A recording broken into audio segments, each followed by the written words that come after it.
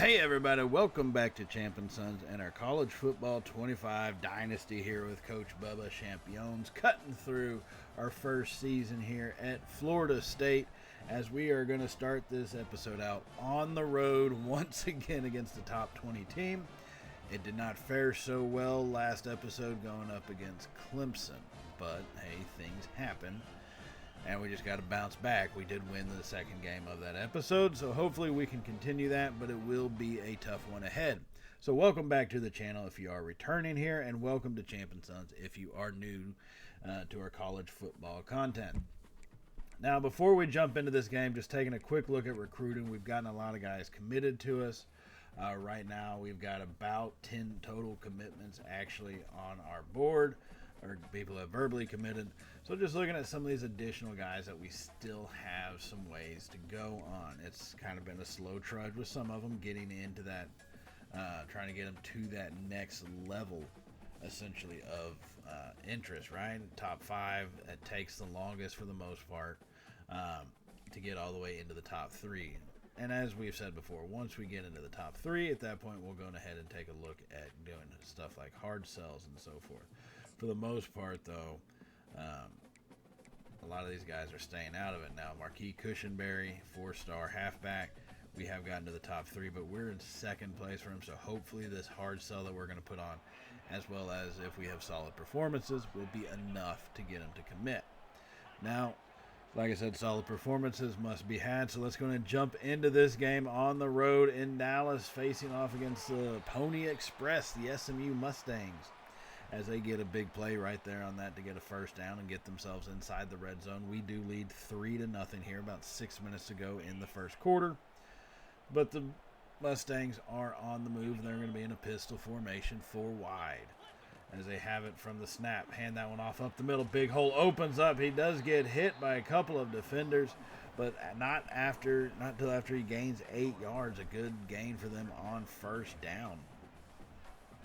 So that's going to make it 2nd and 2 from the shotgun. Now they like to keep everything spread out wide by 4. They throw it into the end zone, and that's going to be caught for a touchdown. Berkovici just could not keep up. Got burned. Let the defender get behind him, and a great throw by their quarterback to deliver that one on the money.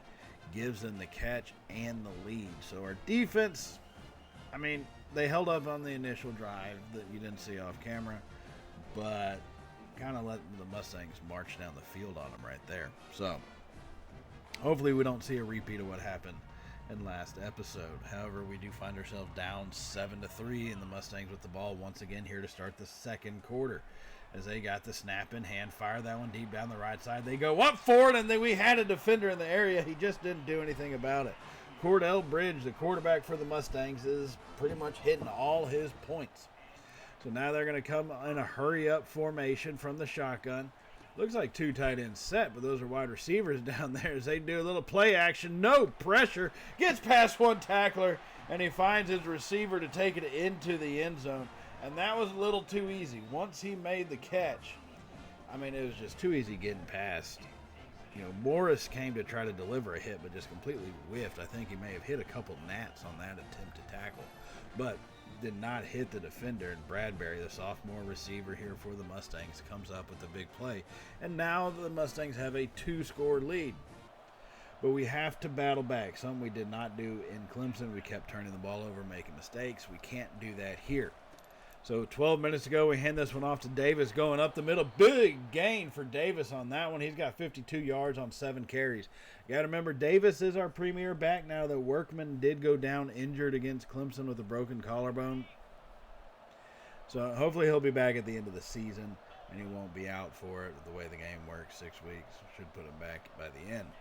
1st and 10 Seminoles. Now quick throw over the middle, hits Hepburn. He turns it up, and he's going to pick up a good 9 yards. A pretty decent way to get a good gain on a very short pass right there from Adams.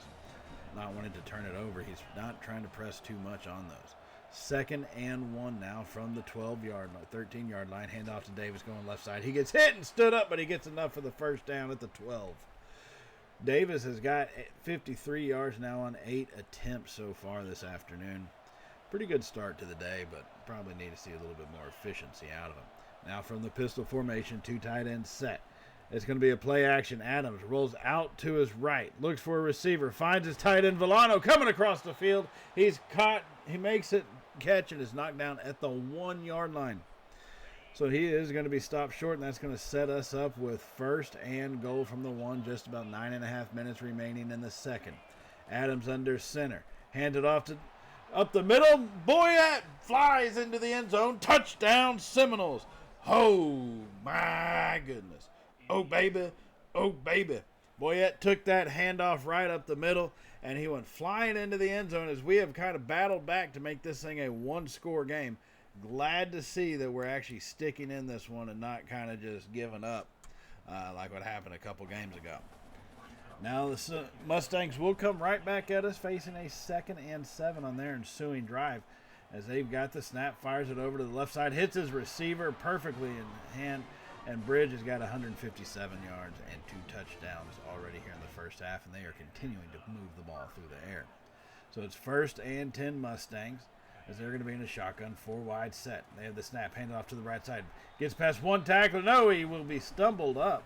The diving tackler. Their running back, Starvey, does get stumbled and falls down, so it's going to be a 7-yard gain, making it 2nd and 3. So from the shotgun, once again, they got the snap back. Fires it over the middle. And that's going to be intercepted by Morris, coming back the other way. Morris is brought down at the 44-yard line. A great play by this defense, finally making, that stop that is so crucial that we need. SMU had gotten some good, momentum going, even with their back-to-back touchdowns. We started to dig into that with a touchdown of our own, but Dante Morris, our senior linebacker, steps up big time and tries to swing everything in our favor. So now it's going to be 1st and 10 Seminoles following the interception here. We're at the 30-yard line. Adams, he's going to send Boyette in motion. Has the snap. Quick throw over to Boyette on the left side. He's got a blocker in front. Gets past one tackler at the 10, and he's going to be pushed out at the 9-yard line on the RPO action. Great play by Boyette to run with after the catch and avoid the tacklers and get inside the 10-yard line to make this a goal-to-go situation. So that's going to be 1st and goal from the 9, just under 6 minutes remaining here in the second quarter. We still trail by 4, but we're poised to take a lead. Adams sends a man in motion, gets it out to Hepburn on the jet sweep, makes a cut back, and he's going to be stood up and brought down after a decent 4-yard gain to make it 2nd and goal at the 5. Hepburn probably could have continued on around the outside to actually get some better yardage or even the touchdown, but hey, it is what it is. So 2nd and goal, 2 tight ends. From the shotgun, Adams claps his hands, has the snap back, fires over the middle, quickly looking for Nakua, unable to come down with it. And that's going to make it 3rd and goal from the 5. Field goals will not win you games. They won't even give us the lead. We need a touchdown. So 3rd and goal. Adams has the snap. Pressure comes. He gets past one tackler, throws it late, and he had a lane open over the middle. And instead that's going to result in a short field goal opportunity, about 23 yards. The question is, can we aim it far enough to the left? And we are looking well past that left upright. Put the ball up, and it's still not enough. Oh, that's so frustrating. Maybe it's because we're on the road and that's not enough. But he completely misses that field goal, doinks it off the right upright, and here comes SMU right back at us. So following that missed field goal, Bridges fires that one out to the left side, hits his receiver. Tight end, it looks like Williams, our defensive back, just went diving through the air, didn't even try the tackle. Not sure what that was about. He hit the tackle button, and he went diving. Gotta love it. So 1st and 10 Mustangs. This time they hand it off up the middle. Big hole opens up wide, gets past a couple tacklers, and he's got open space in front. He's going to be off into the end zone. No one's going to catch him. No one's even close enough to smell if he were to break wind while running. And that's going to give SMU back a 2-score lead once again to make it 21-14. Stave, I mean, yeah, he broke free, but just completely whiffed on the tackle. There were about 3 or 4 tackles that we completely whiffed on that run. And you see him right there. 1, 2, 3, 4. Yep, there was 4. So, gotta love that. So after missing the 4 tackles, we do get a chance with the ball back, and hopefully we can take time off while putting some points up. As we have a 1st and 10, 1:30 remaining. Fires that one over, almost intercepted. I don't know what Adams was thinking. Demetrius Terrell could not come down with that. So now it's 2nd and 10. Lucky to still have the ball. Adams claps his hands. In the pocket, fires over the middle. He's going to hit Hicks. Pushing forward. Hicks will get the first down and a couple more down to the 23-yard line, so the clock will stop temporarily. 1:24 remaining at this time as Adams gets the offense to the line here. 3 receivers to the right. Hepburn wide left by his lonesome. Drops back. Fires it over. He's going to hit Nakua on the right side and just kind of hanging out there on a little fake screen pass. Ended up being an actual pass, just not a screen. 2nd and 4 now. Going in the hurry up. Hand that off to Davis up the middle. Lowering his shoulder, and he's going to take a couple Pony Express defenders, but he does get brought down at the 10-yard line. 45 seconds remain here in the second quarter, trying to get back to within 1 score. Adams has the snap. Clean pocket. Takes off himself up the middle, and he's going to walk it in. Touchdown Seminoles. Oh, my goodness. Oh, baby. Oh, baby.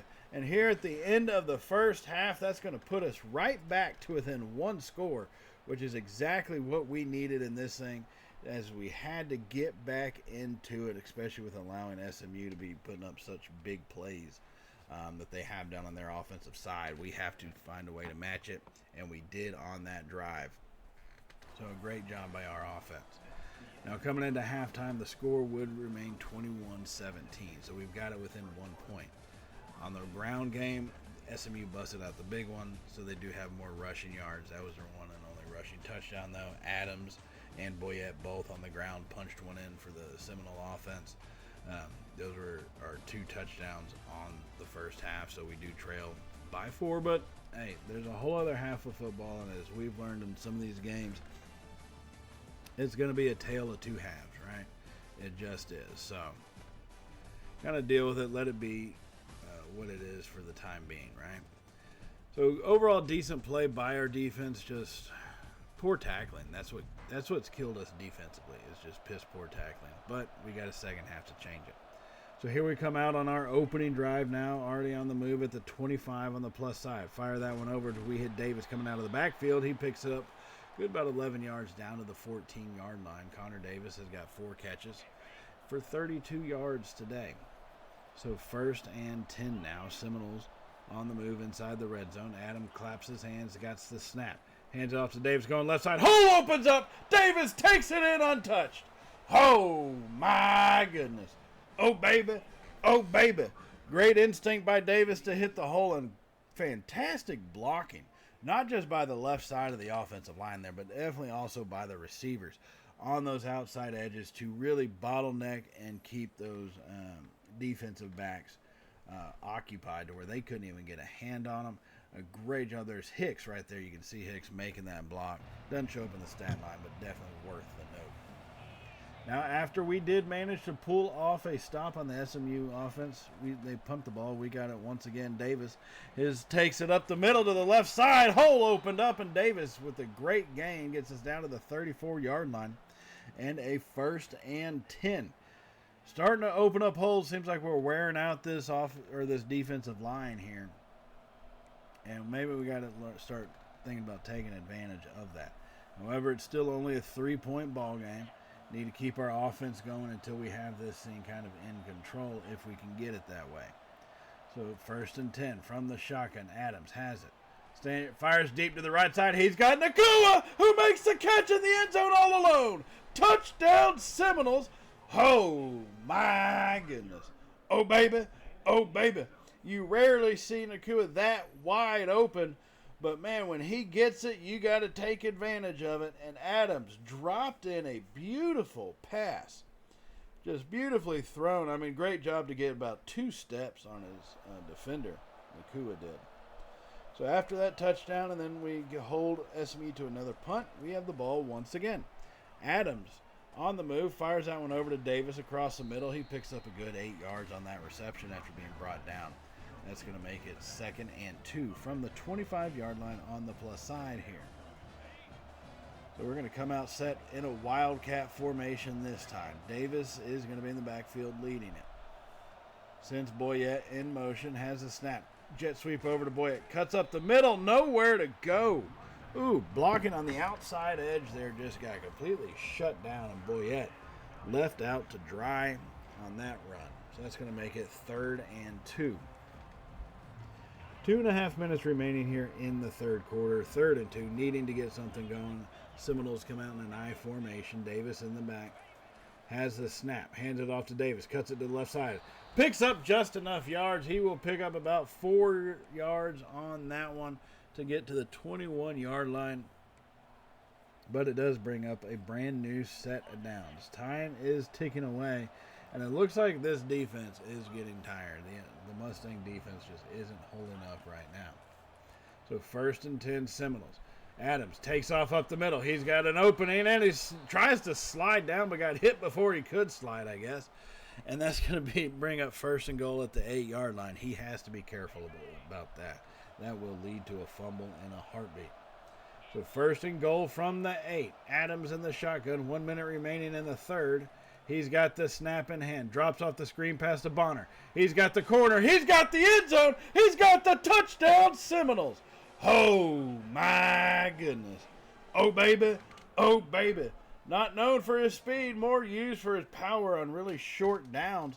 Bonner comes in on this one and takes the screen. Not Bonner, Bruner. Bruner, he's a freshman. We're calling him Bonner for God's sakes. Freshman Bonner takes it normally on power back, but comes up and actually gets around the outside edge. It's good to see him have that kind of speed and be able to display it. Now, SMU is a football team with scholarship athletes as well, not wanting to go away so easily. So here they come right back at us, get a big play down about the 30.5-yard line. We'll call it the 31. And they're going to go in the hurry up. 4 receivers from the shotgun. Delayed handoff up the middle. Big hole opens up, gets past 3 tacklers. Once again, a slight little shifty maneuver, little juke move, and Stave gets past 3 tacklers before he's finally brought to the turf at the 18. So 1st and 10 from the 18. 13 minutes remaining in the fourth quarter as they drop that one. Good play by the defense to knock that one away. Bridge is 19 of 26 for 228 yards and 2 touchdowns. Our guy Adams thrown for 320 on 28 of 36 passing and 3 touchdowns.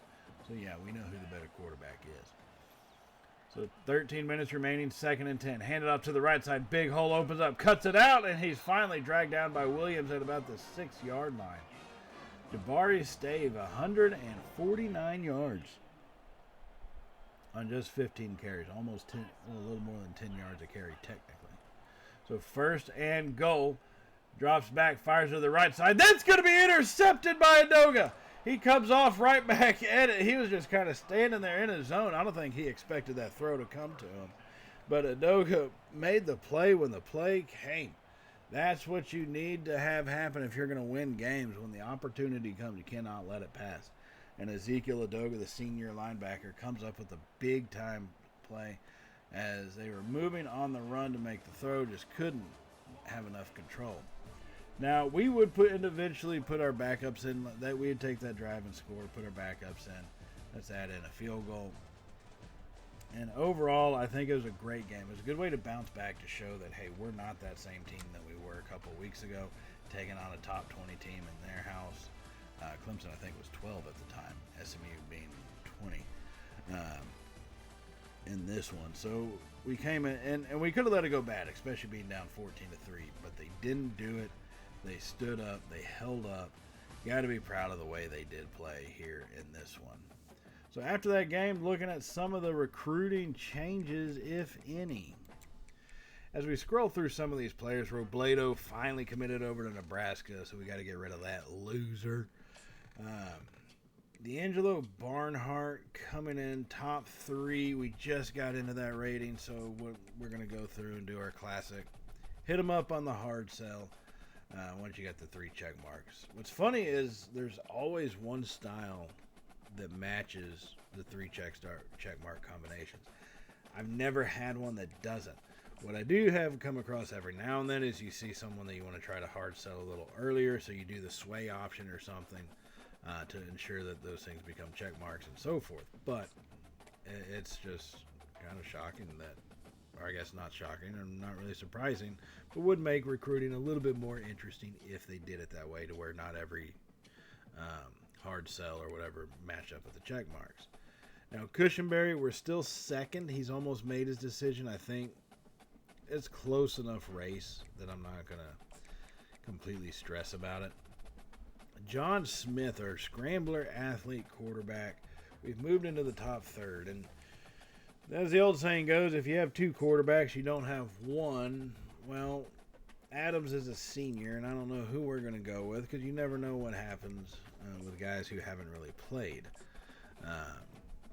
So it's just one of those things that the more the merrier, essentially, in that quarterback room. Now, Tyler Costa also gets us into the top three.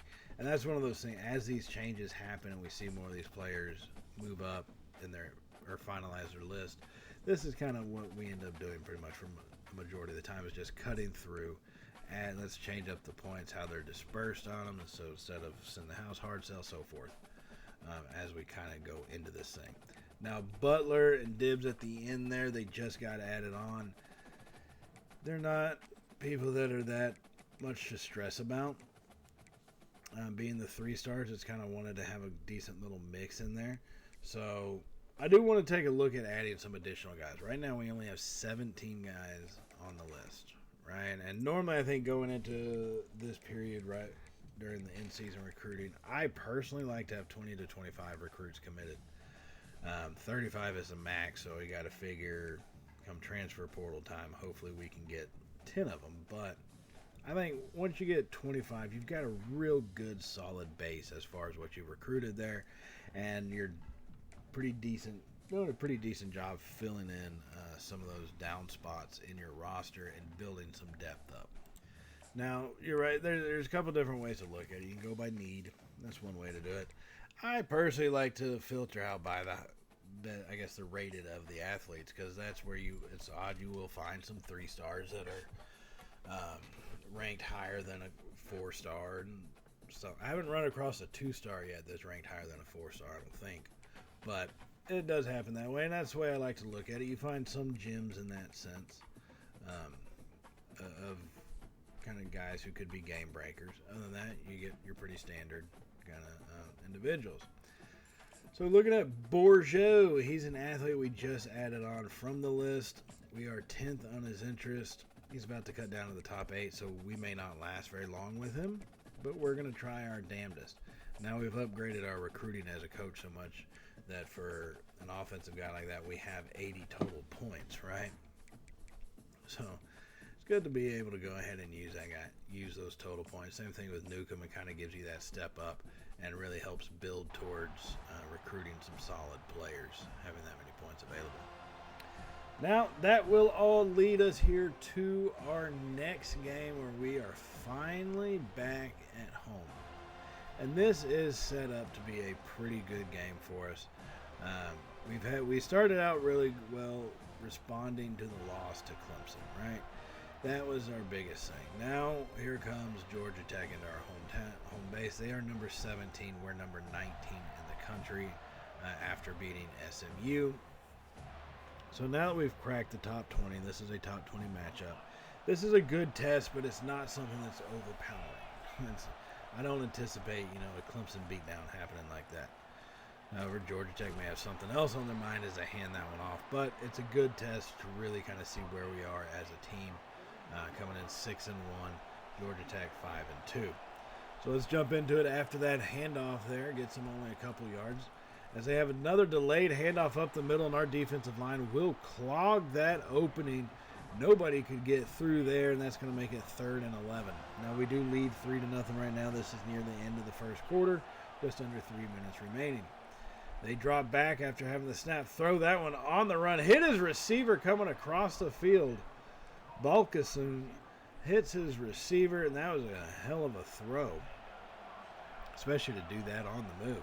So now 1st and 10 Yellow Jackets from the 25s. They've got the snap, play action, no pressure, fires over the middle, hits his receiver once again, and he goes strolling into the end zone. Our defenders were nowhere near him. Everybody seemed to bite on the play action, and my goodness, have I noticed that in this game. If play action gets run and you don't get immediate pressure, one, no pressure is going to get there first and foremost. Secondly, they are going to be wide the hell open. Steve Simonson for the Yellow Jackets takes complete advantage of that fact that the play action had all our guys go cross-eyed and absent-minded, and they punched that one in. Now a little later here in the second quarter, everybody has added on a field goal, so the score is 10-6. We still trail by 4 points, but hey, it's 10-6. I guess that's better than 7-3.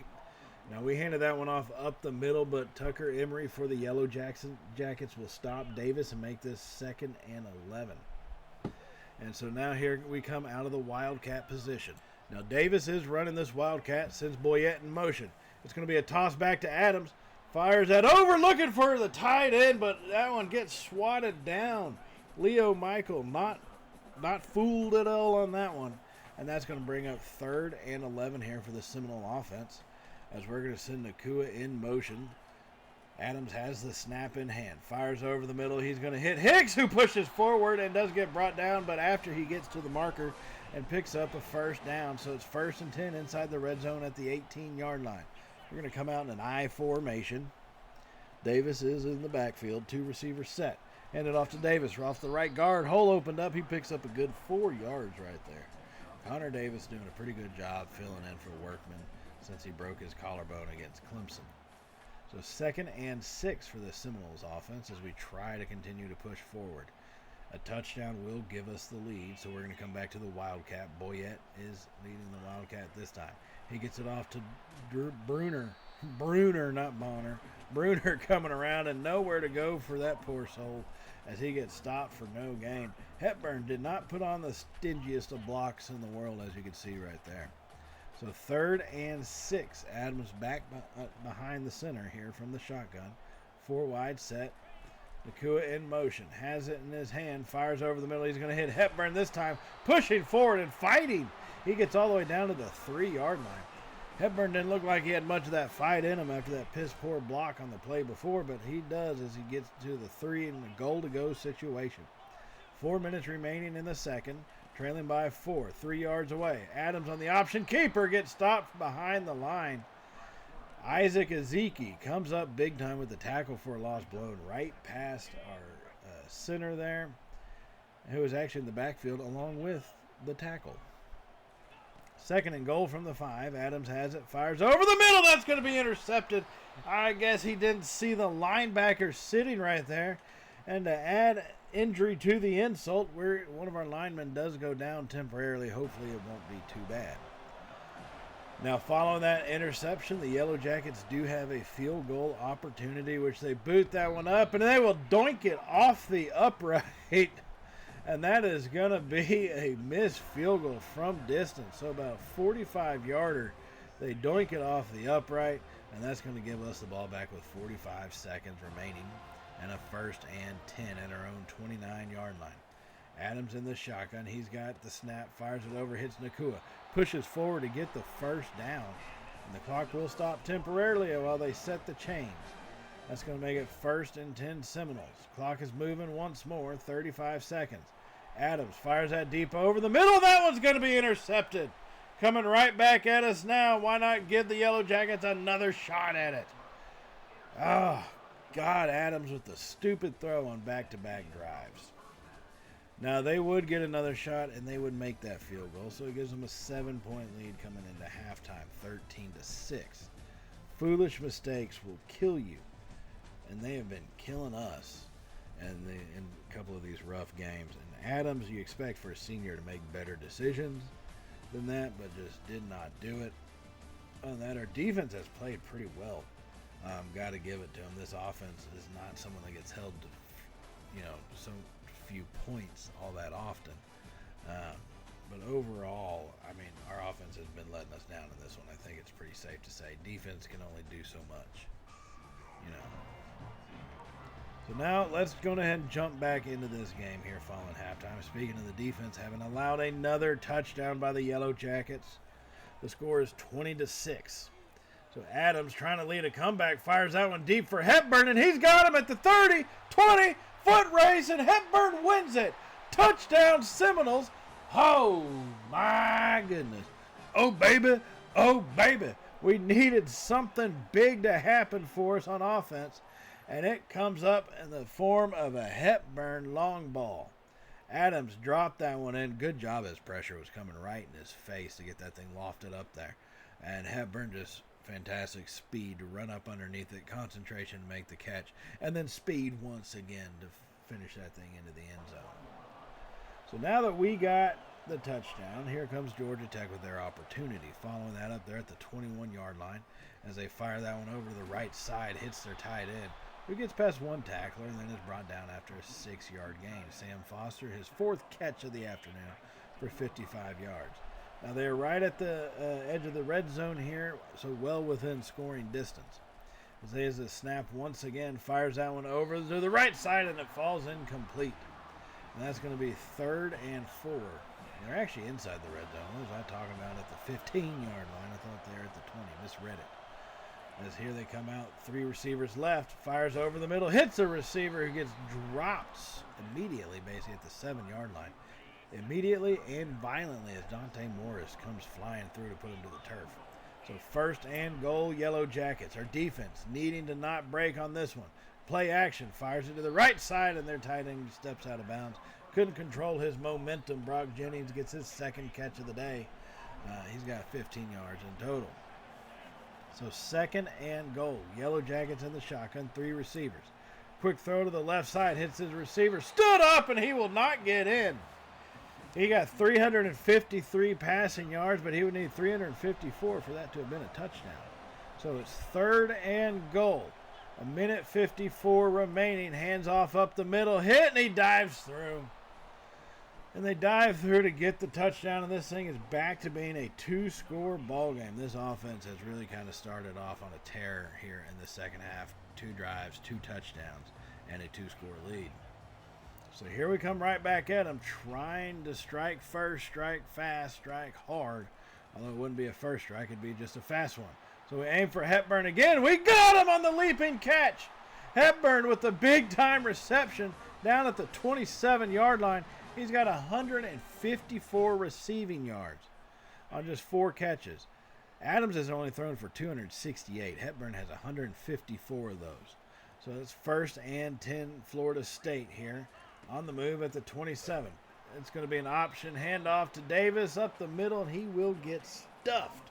Mike Ward, the middle linebacker here for the Yellow Jackets, comes flying through to make the stop. So now here we come out 2nd and 10 in the shotgun. 3 receiver set. Has the snap, fires over the middle, and that one's almost intercepted. He was looking for Hicks, but it looked like the linebacker had jumped it. Just could not come down with it. So 3rd and 10 now.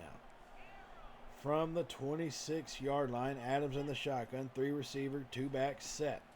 He's got the snap in the pocket. Fires over the middle, and it falls incomplete. He was getting smashed right as he threw it. And that'll bring on Conke, our kicker. Facing into an 8-mile-an-hour wind. We trail by 14, but I guess 3's better than none as we boot that one up. Does it hold through? It does. It holds in. That's going to be a big-time kick here as it's 27-16. Now here we come into the 4th quarter. Yellow Jackets with possession in a pistol formation. 2 tight ends. Hands it off up the middle. Hit and brought down. Ooh, that was a close one. And the Yellow Jackets will lose Sam Foster, their tight end. They will lose him temporarily as he looks to be slightly hobbled. 2nd and 5, staying in the pistol. 3 receivers set. Hands it off once more up the middle. He gets dropped. Nowhere for him to go. Ramirsma comes in from behind to clean that mess up and drop him to the turf after a gain of about 2 yards to make it 3rd and 4. So now empty back set. 5 wide, 3rd and 4. As they clap their hands, got the snap. Fires over to the right side. That's going to be dropped. Dante Morris knocked it loose, and that would force a punt. So here we come back from the Wildcat on the move at the 29-yard line. Get that one over to Boyette down the right side. Cuts it up. Breaking tackle, pushing forward, and he's brought down at the 12. Almost broke that tackle, just couldn't quite get free. Boyette, though, with a good gain down to the 12-yard line and a 1st and 10. So Adams comes back in to be behind center. 2 back, 3 receiver set. Davis to his left side, Boyette to his right. He's got the snap. Drops off the screen pass to Davis. He's got space in front of him.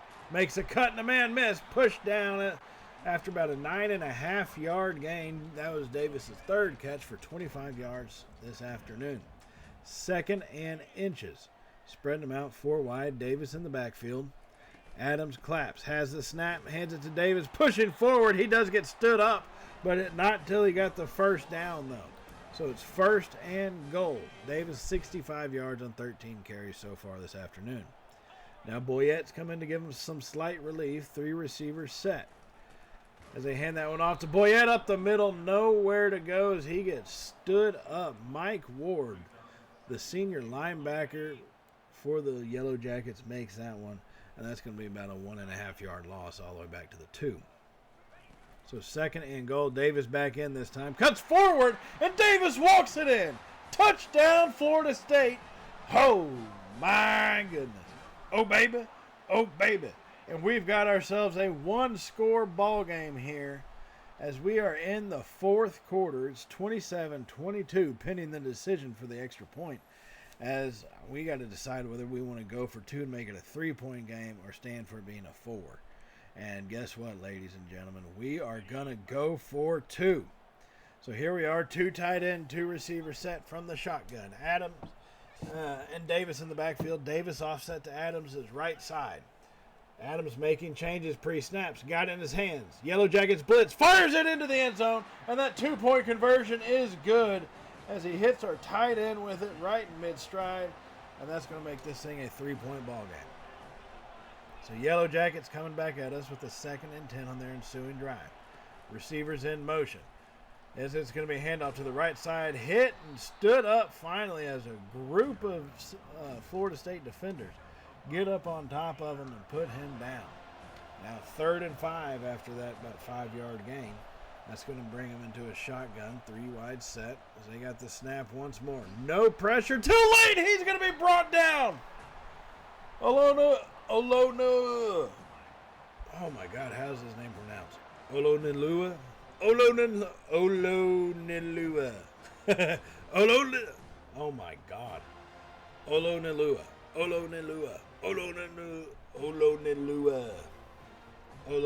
It's hard to say that without the Olonilua kind of pronunciation. You know what I mean? It just is. Either way, he gets the sack, and this is going to force a punt. So Hicks is going to be back to return for Florida State as he gets ready to field the punt. Takes it up the middle, cuts it out to the left side. He's got space in front of him. Hicks is at the 30. No one's going to get him. Punt return, touchdown for the lead. Oh, my goodness. Oh, baby. Oh, baby. That should be the punt return of the season here for Florida State as he takes it back from about 55 yards, give or take. And that's going to give the Florida State Seminoles the lead over the number 17 Georgia Tech Yellow Jackets here in the 4th quarter. Zach Hicks, the senior receiver who has really stepped up this season and been in the return game, comes through with a big-time play when we needed it the most. So now we lead by 4, 31-27. Yellow Jackets in a position they haven't been since our opening field goal of the game as they are trailing. They hand that one off to the right side, breaks 1 tackle. And he finally gets brought down by Berkovich. And that's going to make it 2nd and 6. Yellow Jackets staying in the shotgun. 3 receivers. Like to spread this team out. They had the snap handed off to the right side. Breaks 1 tackle. And the defense swarms all over him. Nowhere to go. And Connors, the free safety here for the Seminoles, a junior, makes the play to bring him down to the turf officially. That's going to be 3rd and 6. Yellow Jackets have possession. Send the running back in motion. Got the snap. Nowhere to go with it. He's being chased and he gets sacked. We bring him down behind the line. Big time play. Olonilua comes up with another sack on back-to-back drives. That pretty much helps to shut those things down. Ezekiel Olonilua, the sophomore defensive tackle, so we're going to be saying that name a lot more, or at least trying to say it a lot more, comes up with the big one. Now that did force a punt, so here we are on 3rd and 14, trying to keep a drive alive. Davis gets the jet sweep over to Boyette out of the Wildcat. He's got space. He's got the first down, the 30, the 20, hit the 15, and dragged down at the 12-yard line. That was a major play here just outside of the 2-minute mark as he gets down from 3rd and 14. All right, 3rd and 14 all the way down to the 12-yard line. That was his, technically they call that a catch because it's kind of just a little toss out in front. That was his second reception for 64 yards. That sweep play out of the Wildcat has been killer today. So 1st and 10, Adams from the shotgun, 2 tight end set, sends a receiver in motion, gets the jet sweep off to Hepburn. He's got an opening. He's got the end zone. Touchdown, Florida State. Oh, my goodness. Oh, baby. Oh, baby. Night is right. Nail in the coffin, good sir, as that's going to give us a 2-score lead here with under 2 minutes as Zach Hicks and his punt return have completely flipped the script of this game, and we will hold on to win by that score, 38-27, as we take this one home, and a great overall performance by this team. Little slow start and slow middle, but a great finish. Great finish. And if it's not how you start, it's how you finish, well, then that's all I'm going to go by when I say we had a great one today. Take it for what it is. Now, while we see some of these highlights, I do want to remind y'all to hit the subscribe button if you have not hit it already. And definitely give us a thumbs up if you did enjoy today's video. You're excited for the semifinals that are kicking off tonight with Penn State, Notre Dame. And definitely hit that bell icon to be notified of all of the Champion Sons content uploads. And you see the commitment onslaught is beginning. We are getting them left and right. So that will take us into our next episode here. We'll start out at home again against the Tar Heels of North Carolina. Should be a good one. They're 2-6, but can't take that for granted. But we'll deal with them in the next episode. So as always, everybody stay safe. And y'all know how it goes from here, right? Later, y'all.